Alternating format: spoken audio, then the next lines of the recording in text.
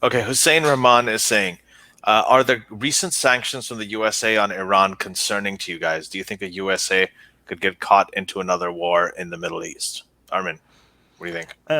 I think the sanctions are a way to avoid war because if you don't have Yeah. sanctions, what are you going to do? You're going to use war. Like you have two. What weapons do you have? You have either war or sanctions. So I rather you do use sanctions instead of war. So, um, I think yeah, if you want to avoid war, use other weapon, use other tools you have against forcing another country into not violating its human rights obligations, and that those are sanctions. Okay, so yeah, more sanctions, less war. I would say.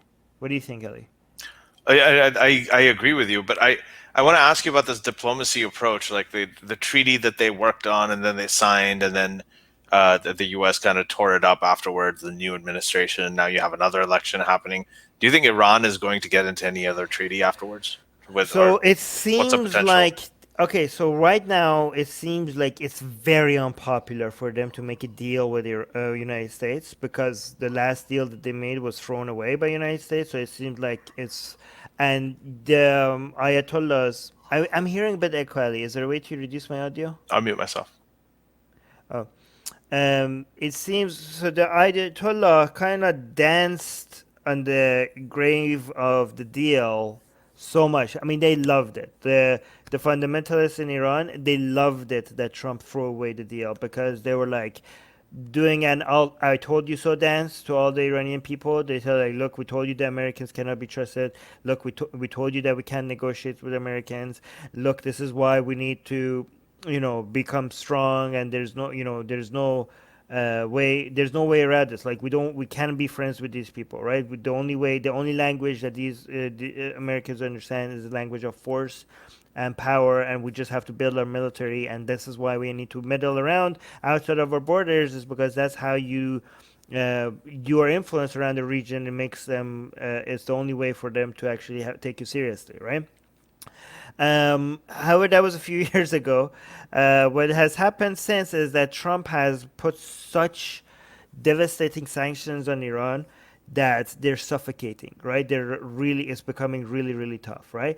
And they want to act tough, and they want to act like these sanctions have no impact on them, but it is having an impact on them. The people are desperately angry, and they have been trying to, like, the people that are suffering because of these sanctions, the government has been trying to make the anger go towards Washington, but it's not. It's going towards the Ayatollahs, right? It's going towards the regime.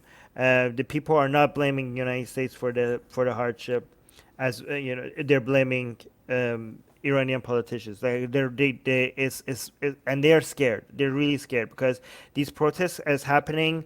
The protests against the government in Iran is happening with shorter gaps between them than before, right? So you had like once a couple of years you had protests.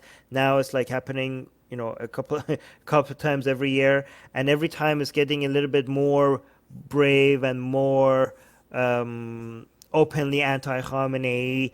It seems like it's getting worse and worse, and they're afraid of what the next one is going to be and how extreme it's going to be, right? And because a lot of people, the more and more people have less to lose. Like a lot of people have lost everything, and because they have lost everything, they don't care. A lot of them don't even care about dying anymore, right? So again, they're afraid, and they said they when the deal went away, the Ayatollahs were saying there's no way we're going to do a deal with the United States ever again.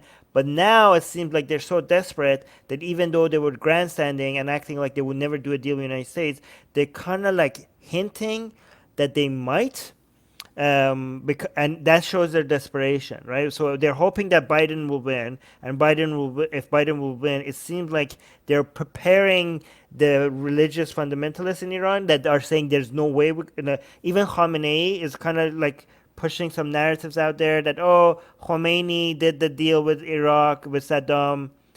So that's one thing, and Rouhani is talking about Imam Hassan and how he did the deal with Muawiyah instead of going to war with him. So they're like not saying it, but hinting to it.